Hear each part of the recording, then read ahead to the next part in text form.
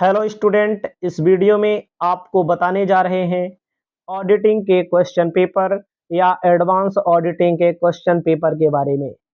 ध्यान देना है आपको, पूरा का पूरा वीडियो देखिए और आप हमारे द्वारा बताई गई ट्रिक को जरूर फॉलो कीजिए।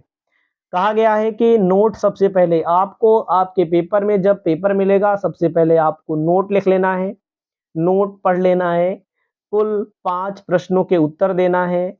दूसरा कहता है प्रश्न संख्या 1 अनिवार्य है। तीसरा नंबर कहता है खंड आ तथा ब में 2 प्रश्न करना है। चौथा नंबर कहता है सभी प्रश्नों के अंक समान है। ध्यान दीजिएगा, प्रश्न संख्या 1 आपके सामने देख सकते हैं। प्रश्न संख्या 1 दिख रही है, जो मैं टिक करके पढ़ दिखा रहा हूं आपको। आप इसको बढ़िया से समझिए ताकि आपको पेपर में अच्छी जानकारी हो सके, पेपर में लिख पाए। कहता है निम्नांकित में से प्रत्येक का उत्तर अधिकतम 150 शब्दों में दे दिए। मतलब कि आपको 150 शब्द का मतलब होता है आपको जो कॉपी मिलेगी पूरी कॉपी में एक पेज भर दोगे तो एक उत्तर आपका माना जाएगा। ध्यान दीजिएगा, जितना शब्द कहा रहे उससे 10-5 वर्ड कम हो सकता है। ये नहीं कि 150 कहा है कि आप 100 ही लिखें उसमें, 50 लिखें उसमें, तब आपको नंबर यहाँ नहीं मिलता है। ठीक है। ये कहता है एक कंपनी के अंकेक्षक की अयोग्यता, disqualification of a company auditor. हमने पूरा का पूरा कोर्स बनाया है, बढ़िया से बनाया है।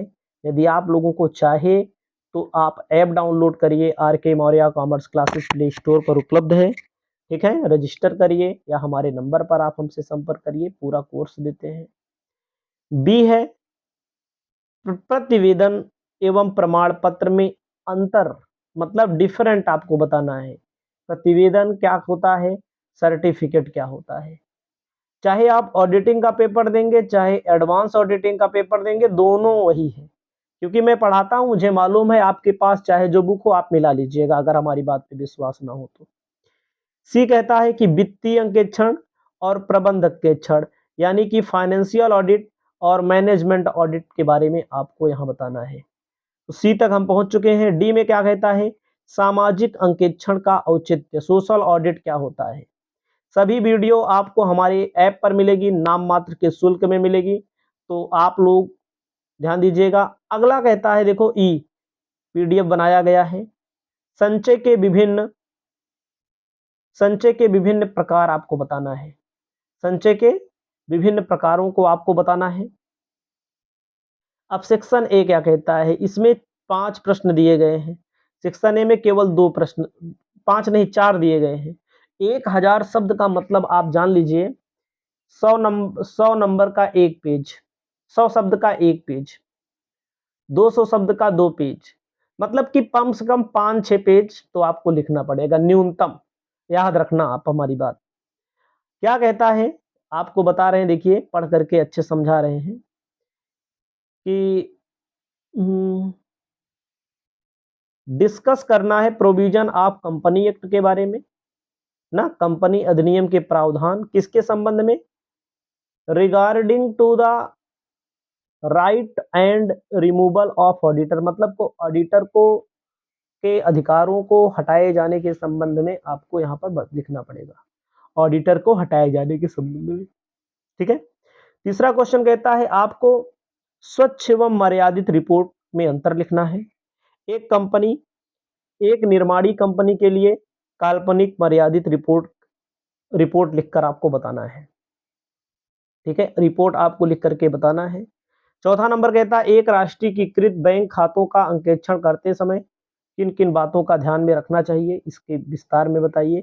मतलब कोई राष्ट्रीयकृत बैंक है, उसको उसका ऑडिट किया जाएगा तब, ठीक है, किन किन बातों को ध्यान में रखा जाएगा। पांचवा नंबर कहता है लागत अंकेक्षण, यानी कि कॉस्ट ऑडिट को परिभाषित करना है।